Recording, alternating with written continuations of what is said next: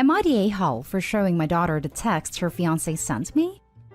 I'm a widower with 2 children, 23-year-old biological daughter and 17-year-old stepson, Adam.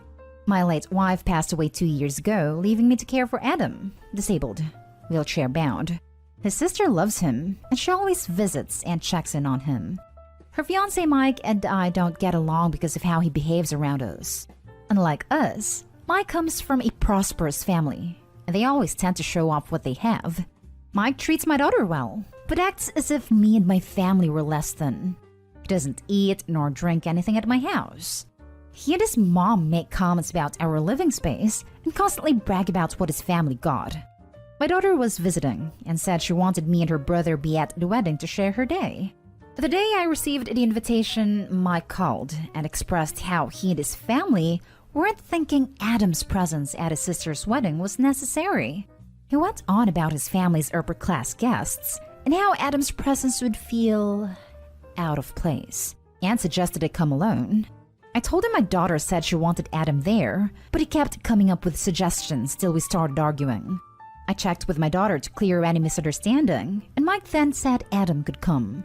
I then got text from him talking about how it's his wedding, so I needed to stop sticking my nose where it doesn't belong. He mentioned my son isn't technically family anyway, so it wouldn't matter if he's uninvited, claiming I was trying to be mean on purpose to make it hard because I don't like him.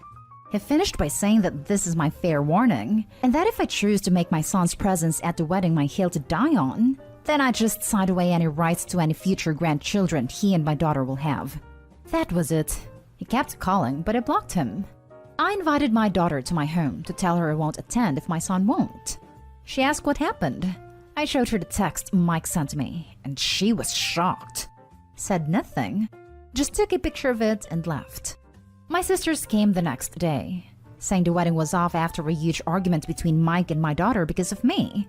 Argued that I created this problem when I showed my daughter the text, and I could have respected the groom's rules since it's his wedding. But I was being controlling, not wanting my daughter to be happy. Went on about Mike being high class, a man with a salary, his own house and car. More relatives were saying they would have had someone watch Adam if this was the issue. But it wasn't. Then they claimed it was because of my resentment towards Mike. Now for the top comments. Not a-hole. You saved your daughter from getting married to an ableist bigot.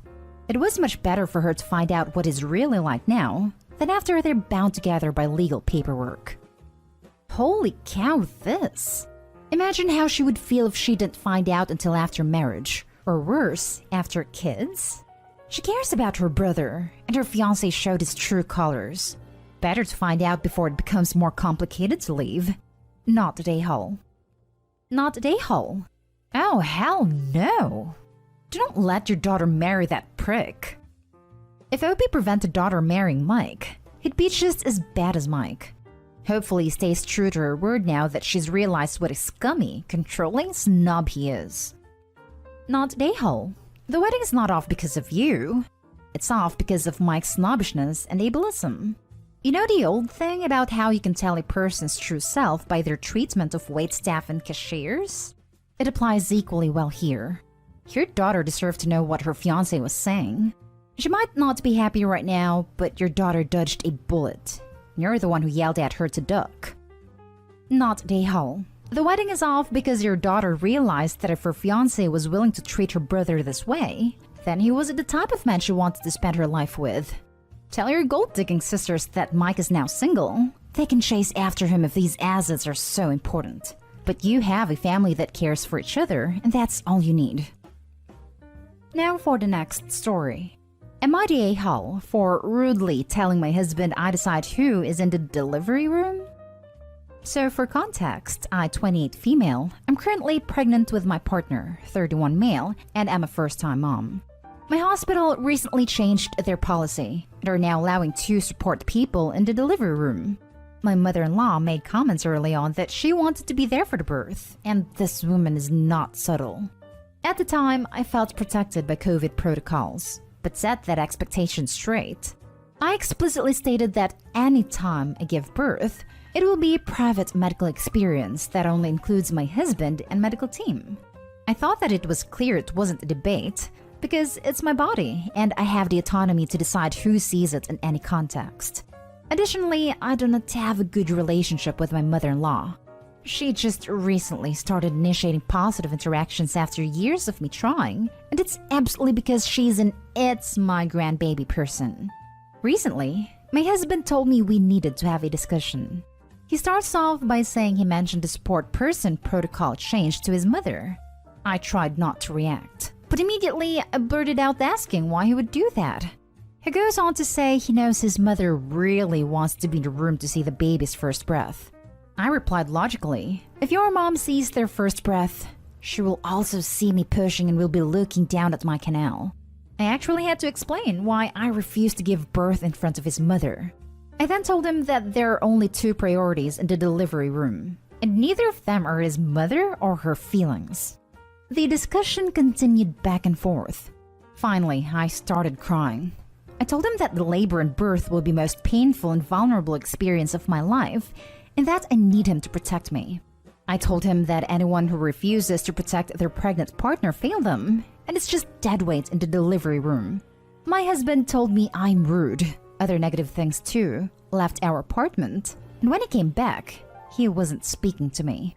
This is where I think I could be the a-hole. I told him giving me the silent treatment, because I won't let his mother spectate at my most intimate area rips open, was very immature. It made me worry if he has the emotional intelligence to support me in the delivery room.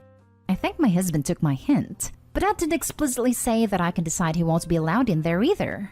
I will say I would be devastated if I had to do that, and never thought this would ever be a problem during my pregnancy. So, am I the a-hole? Info. I did cuss when talking about freaking ripping, but that was it. I also wasn't yelling, but I was sobbing loudly enough during it that my neighbor next door knocked to check on me after he left. Edited for added info. I saw some questions. Sorry about not including this originally. I'm a mess currently. I have a mother and two sisters, both moms, who I love endlessly, but I didn't ask any of them to be in the delivery room because I only wanted my husband there.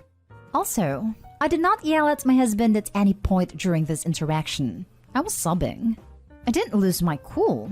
In fact, my husband's screaming was why my neighbor in the apartment next door heard and came and knocked after he left. She told me when I answered the door, I move slower these days, that she was so glad I answered because she was considering calling 911. Not the a-hole.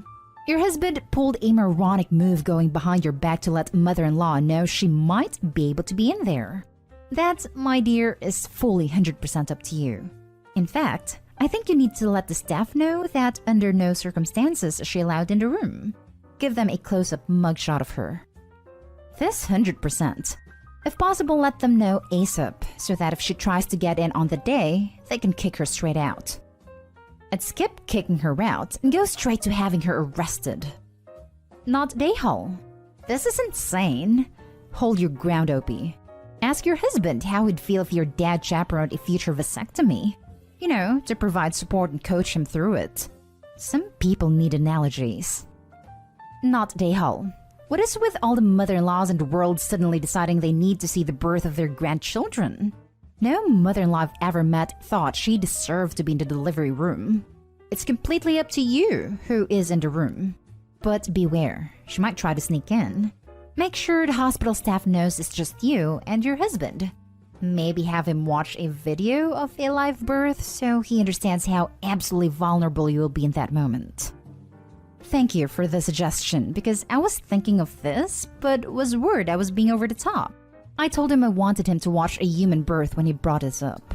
Now it's required because honestly, I don't want him in the room if he's so ignorant and uneducated on the process. Because then, he really will just be dead weight and probably will cause me and the baby stress. Next story is titled, Am I the a-hole for finally telling my sister I asked to move in with my dad to get away from her? My sister Hannah, 26 female, is 2 years older than me, 24 female. Growing up with her was fun until she turned 10, and then her personality just switched. Everything was an argument. I have no idea if it was really triggered by her dad leaving the country, back to Honduras, or mental health issues. I never asked, because she never wanted to talk about it. While Hannah and I share a mom, we do not share fathers. Mom wasn't with either of our dads, romantically, for long. Now don't judge her for that, it is just how things were. My dad stuck around, wanted everything to do with me. Hannah's dad was around until he left, got married, and rarely called. I went through a lot of instability and told my dad how miserable I was. Mom couldn't focus on both of us. Sometimes my dad would pick me up and take me for a week. I would come back to my things ripped up, Hannah clinging to me, or her shouting at me that she hated me, wanted me to go away. My mom didn't know how to make it stop, and I seemed to be the target of Hannah's jealousy and emotional fits. So when my dad met stepmom, Judy, and they talked about moving to her hometown, Portland, I begged to come with them. At this point, I was living with them almost full-time. Most of my things were at their house because Hannah liked to just destroy my stuff for fun. Dad took me to school and I would see my mom on the weekends, but even that might be cut short.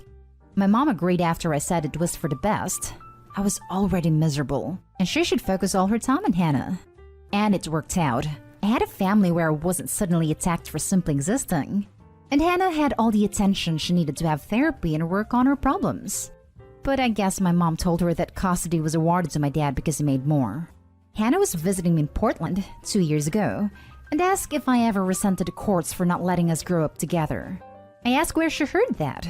I then said, "I love you, Hannah, but I moved in with my dad because you treated me like crap." It recently came up that Hannah is back in therapy because she keeps remembering the comment I made and feels terrible about it. Am I the a-hole? Now for the comments. Not the a-hole. Look, your sister went through obvious mental problems and took them out on you. She was a confused and scared 10-year-old. I do not think she is a horrible person for that, and I love and commend the fact that you two have reconnected now that you are both adults. You are a star for seeing things how they are, not holding them against her. But that said, you are adults now. You are allowed to speak the truth and you did it in a respectful manner. Her behavior impacted your life. Things got a lot better when we were in high school and college. Distance really helped. But she seems to misremember a lot of what happened when we were kids. My mom told her a lot of things differently that I feel happened. And I think she didn't realize I remembered the things she did and still kind of resented. She might remember them less vividly or completely blocked them out since she was only 10, and your mother has been sheltering her. I mean, I hardly remember anything from when I was 10. You? That does not mean your feelings are not valid. People doing horrible things to others are much more likely to forget what they have done because they are not the ones who got hurt. It is not a shame to remember of this, as long as you do not do it repeatedly / hold it over her. I hope you got some therapy / help with this as well. Stay safe. Not the a-hole for being honest with her as an adult, and she probably needed therapy anyways. I honestly don't know why she stopped. She gets emotionally irregular if she doesn't go and talk stuff out. Now for the last story. Am I the a-hole for not giving my daughter the basement suites after I renovated it only because she refused to give up her room upstairs? I've been remarried for 2 years now, and we recently had a son. I also have a 14-year-old daughter from my first marriage, and a 12 and 9-year-old stepsons. When my wife was 5 months pregnant, I asked my daughter if she could swap rooms with my stepsons. We had only 4 bedrooms at the time. My daughter had the largest room. Our plan was for my daughter to take the second largest room, my stepsons to share her larger room, and convert the smallest room into a nursery. I thought this was a fairly reasonable ask, but my daughter made it into a huge fight. And worse was when my ex got involved, who then threatened to take me to court to reduce my custody of my daughter all over a room. This caused way too much stress at home, and I gave in, which I do regret now. But I then proceeded to renovate the basement suite. With my father's help, the basement now had the largest bedroom with a lounge and a full bathroom. It's very easily the nicest part of the house. The kids then started fighting over who would move down there. And I very firmly told my daughter that I renovated it because she refused to give up her room.